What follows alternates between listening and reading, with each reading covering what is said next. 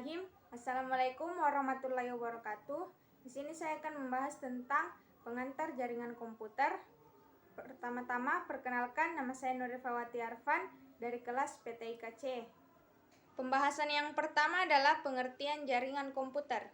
Jaringan komputer adalah interkoneksi antar dua komputer autonomous atau lebih yang terhubung dengan media transmisi kabel atau tanpa kabel atau biasa disebut dengan wireless. Autonomous adalah apabila sebuah komputer tidak melakukan kontrol terhadap komputer lain dengan akses penuh sehingga dapat membuat komputer lain restart, shutdown, kehilangan file atau kerusakan sistem. Dalam definisi networking yang lain, autonomous dijelaskan sebagai jaringan yang independen dengan manajemen sistem sendiri atau punya admin sendiri, memiliki topologi jaringan, hardware dan software sendiri, dan dikoneksikan dengan jaringan autonomous yang lain. Di dalam jaringan komputer dikenal sistem koneksi antar node atau komputer, yakni yang pertama peer-to-peer, artinya rekan sekerja.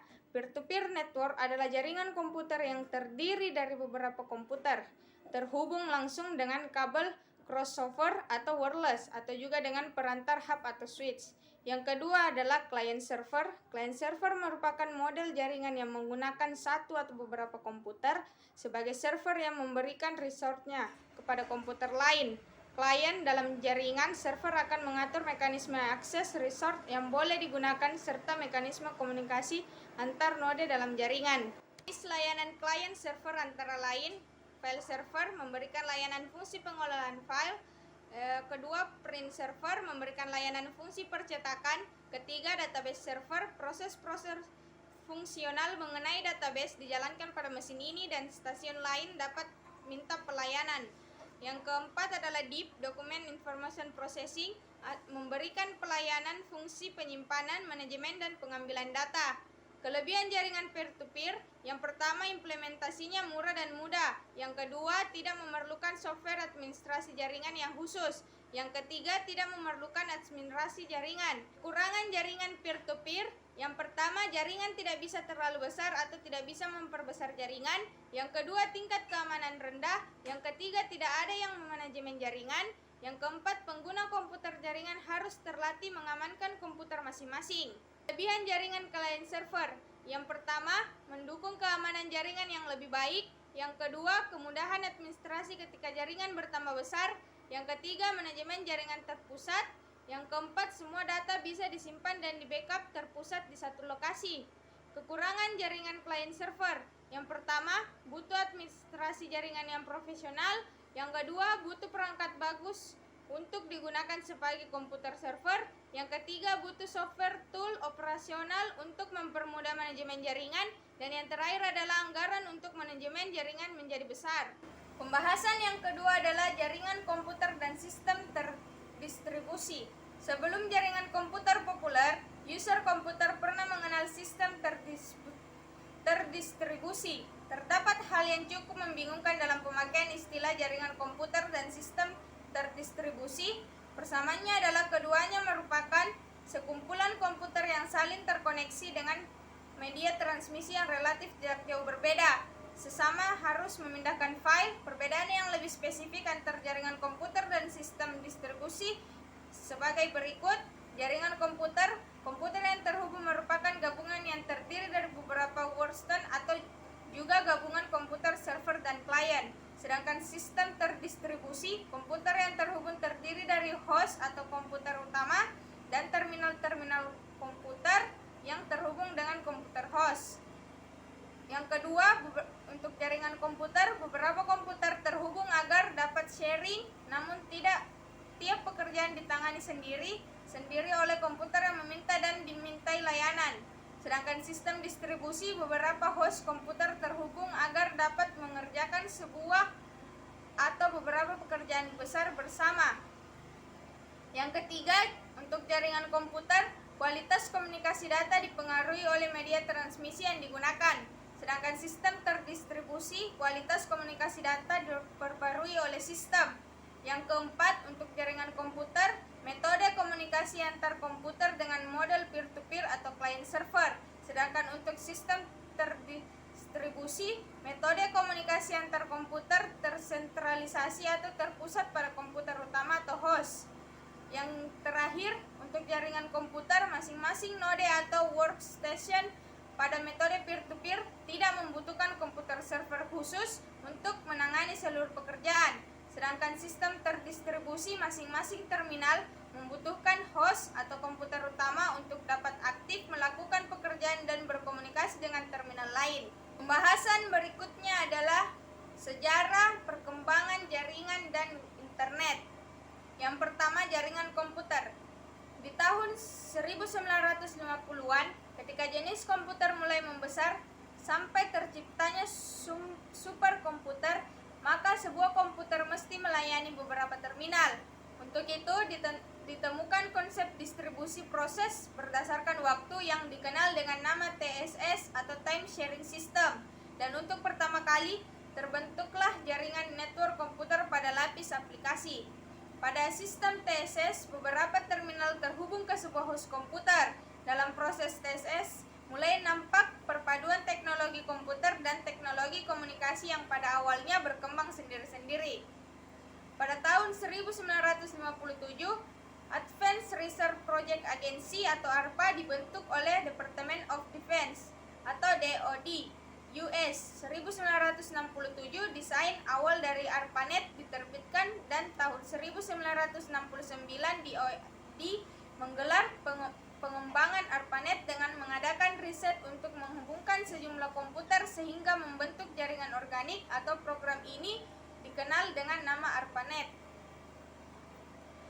Untuk memulai perkembangan teknologi jaringan lokal yang dikenal dengan sebutan LAN, demikian pula ketika internet mulai diperkenalkan, maka sebagian besar LAN yang terdiri sendiri mulai berhubungan satu sama lain hingga terbentuk jaringan raksasa WAN. Yang kedua, sejarah singkat internet dan web. Pada tahun 1957, Advanced Research Project Agency atau ARPA dibentuk oleh Department of Defense. 1959, Len Klinoric menulis paper tentang paket switching. 1967, desain awal dari ARPANET diterbitkan. 1969, DoD menggelar pengembangan ARPANET. 1970, ARPANET mulai menggunakan Network Control Protocol atau TCP.